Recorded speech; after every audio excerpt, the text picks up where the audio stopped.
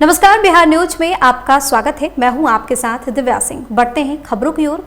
जिले में प्रलयकारी बाढ़ ने लोगों का जीना मुहाल कर रखा था। अब जिले के विभिन्न प्रखंड में बाढ़ का पानी तेज रफ्तार से घट रहा है।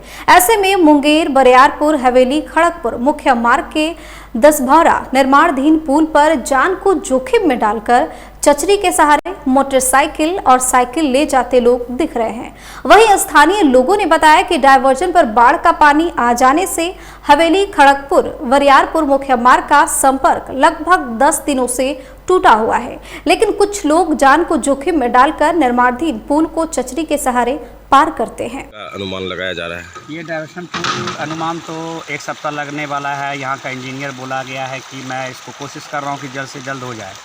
और अभी देखा जा रहा है कि मुंगेर लोग कैसे जा रहे हैं? मुंगेर तो अभी हमारे गांव होके ललियाडी, लोची जो बजरंगबली मंदिर है वहाँ से ललियाडी, पहाड़पुर, ऋषिकुंड होते हुए पाटम होके नवागढ़ी मस्जिद होके जा रहे हैं पानी में। वहीं मुंगेर में पुलिस को सफलता मिली है। बता दें कि 18 अगस्त को सूरज इलेक्ट्रॉनिक्स की दुकान से हुई चोरी मामले का पुलिस ने उद्भेदन कर लिया है। वहीं चोरी के मामले में 3 अभियुक्त को गिरफ्तार किया गया है। ये तीनों अभियुक्त धरहरा प्रखंड के बताए जा रहे हैं। इनके पास से कुल 18 फोन बरामद किया गया है। वहीं धरहरा थाना अध्यक्ष रोहित कुमार सिंह ने इस बात की जानकारी दी है।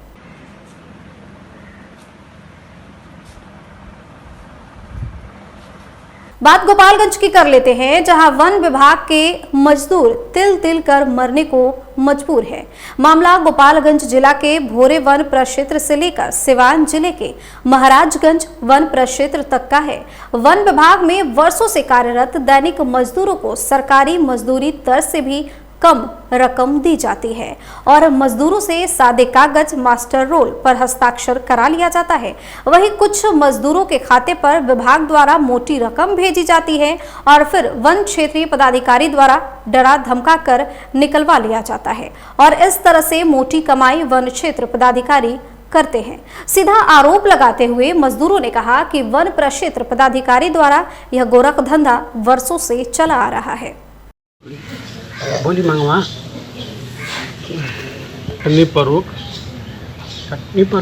बकाया नियत समय से पहले ही सुरक्षा कर्मियों को हटा देना, बकाया मजदूरी का भुगतान करना, कुशल अति कुशल मजदूरी का भुगतान करना, CFM सिस्टम्स के माध्यम से मजदूरों के वन श्रमिकों के बैंक खातों में भुगतान करना, EPF कटौती करना। कौन सा नियम है वन विभाग का? उच्च पदाधिकारी से हम पूछना चाहते हैं कि किसी के खाते पर जायज़ जो पेमेंट है उसको नहीं भेज करके 1.5 लाख 2 लाख मोटी रकम भेजा जाता है और फिर उस पैसा को उठा करके वन क्षेत्र पदाधिकारी अपने पास मंगा लेते हैं। ये कौन सा नियम है? हम लोग हमारा संगठन जानने को चाहता है। मुंगेर में भारत सरकार के इस्पात मंत्री का अमरपुर विधानसभा क्षेत्र जाने के दौरान रास्ते में भव्य स्वागत किया गया। बता दें कि मंत्री RCP सिंह का बाजे, हाथी, घोड़े के साथ मंच पर स्वागत किया गया। मुंगेर जिला के संग्रामपुर में बाबा उच्चेश्वरनाथ महादेव मंदिर के सामने सुंदरलाल आर्यवर्ती उच्च विद्यालय के प्रांगण से लोगों को संबोधित करते हुए मंत्री ने कहा कि आगामी चुनाव को देखते हुए सभी क्षेत्र से आए लोगों से मैं यह अपील करूंगा कि नीतीश कुमार जी के सपनों को साकार बनाने के लिए एकजुट होकर उनके नेतृत्व में अपना सहयोग प्रदान करें। वहीं पत्रकार संघ की ओर से इस्पात मंत्री को अंग वस्त्र देकर सम्मानित भी किया गया। बांका लोकसभा के हमारे माननीय सांसद, जिनका बहुत ही एक लंबा संसदीय जीवन रहा है, विजय सिंह जी, जिनका सहकारिता से जो जुड़ाव है आप सब उनसे अवगत हैं। उनका ये यहाँ के स्थानीय भी हैं और सबसे बड़ी बात है कि और ये बहुत प्रसन्नता की बात है कि ऑल इंडिया लेवल पर भी उन्होंने अपने सहकारिता क्षेत्र में पहचान बनाई है। तो उनके लिए जरा एक आप लोग ताली बजा दीजिए। नालंदा में राजगीर अनुमंडल के छवेलापुर थाना क्षेत्र के लोदीपुर गांव में बीते 4 अगस्त को जमीनी विवाद में गोली मारकर 5 लोगों की हत्या कर दी गई थी। इस कांड में 17 लोगों को नामजद किया गया। फरार आरोपियों की गिरफ्तारी और दबाव बनाने के लिए पुलिस द्वारा गांव में डुगडुगी बजाकर इश्तेहार चिपकाया गया। इस मामले में पुलिस अब तक 12 आरोपियों को गिरफ्तार कर जेल भेज चुकी है। बावजूद अभी भी 5 आरोपी फरार चल रहे हैं। वहीं न्यायालय के आदेश पर कांड में फरार आरोपियों के घर कार्रवाई की गई। साथ ही पुलिस ने डुगडुगी बजाकर आगाह किया कि यदि समय रहते अपने आप को सरेंडर नहीं किया तो उसकी सारी अचल और चल संपत्ति जब्त कर ली जाएगी।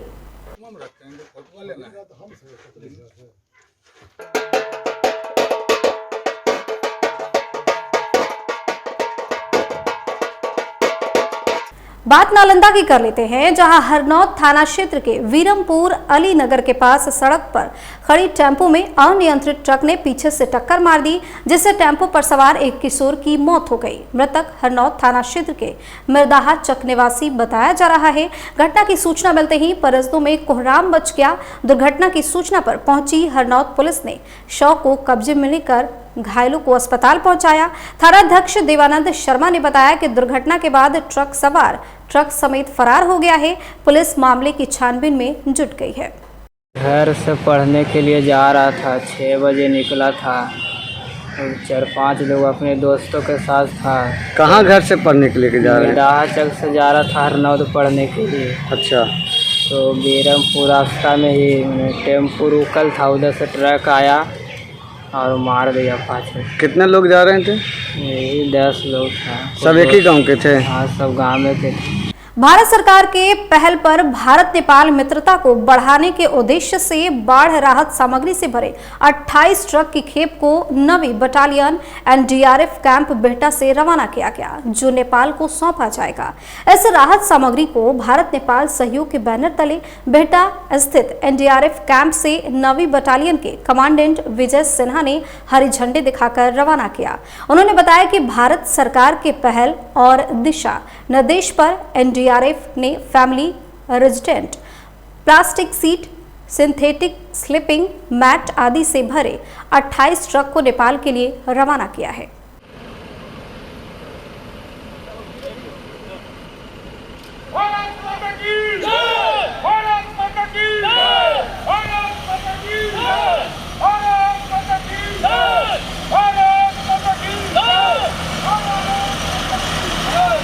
और अब बात सहरसा की कर लेते हैं, जहां भारत के पूर्व प्रधानमंत्री स्वर्गीय राजीव गांधी के जयंती के मौके पर सहरसा कॉलेज परिसर में श्रद्धांजलि कार्यक्रम का आयोजन हुआ। कार्यक्रम में कांग्रेस नेताओं ने उन्हें याद किया। इस दौरान जयंती के अवसर पर डिजिटल इंडिया में राजीव गांधी जी की भूमिका पर चर्चा की गई। सभी वक्ताओं ने बारी बारी से डिजिटल इंडिया में राजीव गांधी की भूमिका पर प्रकाश डाला। इस कार्यक्रम में कांग्रेस NSUI के छात्र छात्राओं ने बढ़ चढ़ कर हिस्सा लिया। बहुत लोगों को राजीव गांधी जी के नाम से देश में ये परहेज हो सकता है, लेकिन इतिहास भी गवाह है और भारत की संसद जो संसदीय प्रणाली है उसमें भी वो पन्ना याद है जब भारत के पूर्व प्रधानमंत्री अटल बिहारी वाजपेयी ने उस युवा प्रधानमंत्री राजीव जी ने जब देश को कहा था कि हम इस देश को 21वीं सदी में ले जाना चाहते हैं, तो उन्होंने कहा था अपनी स्पीच में कि लोग रात को स्वप्न देखते हैं, लेकिन हमारे नौजवान प्रधानमंत्री राजीव गांधी जी दिन में स्वप्न देख रहे हैं कि इस देश को 21वीं सदी में ले जाना चाहते हैं। बेगूसराय के सांसद सह केंद्रीय मंत्री गिरिराज सिंह सदर प्रखंड के साख गांव पहुंचे और प्रधानमंत्री गरीब कल्याण योजना के तहत झोला वितरण समारोह में हिस्सा लिया। समारोह में केंद्रीय मंत्री गिरिराज सिंह ने राशन कार्ड धारियों को झोला में अनाज देकर इस योजना की शुरुआत की। समारोह के बाद पत्रकारों से बात करते हुए केंद्रीय मंत्री गिरिराज सिंह ने कहा कि गरीब लोग चाहते हैं कि देश में नरेंद्र मोदी 20 साल तक और प्रधानमंत्री रहे, ताकि देश से गरीबी दूर हो जाए। देखिए, मैं सांसद के नाते नहीं कह रहा हूँ, गरीबों की पुकार कह रहा हूँ। गरीब कहते हैं कि बाबू अगर प्रधानमंत्री नरेंद्र मोदी 20 साल और रह जाए तो हमर सबका गरीबी दूर हो जाए। ये गरीब की आवाज़ है, मेरी आवाज़ है कि नहीं? मेरी आवाज़ भी उन गरीबों की आवाज़ के साथ है। गरीब कह रहे हैं। बुलेटिन में फिलहाल इतना ही। आप बने रहिए बिहार न्यूज के साथ। नमस्कार।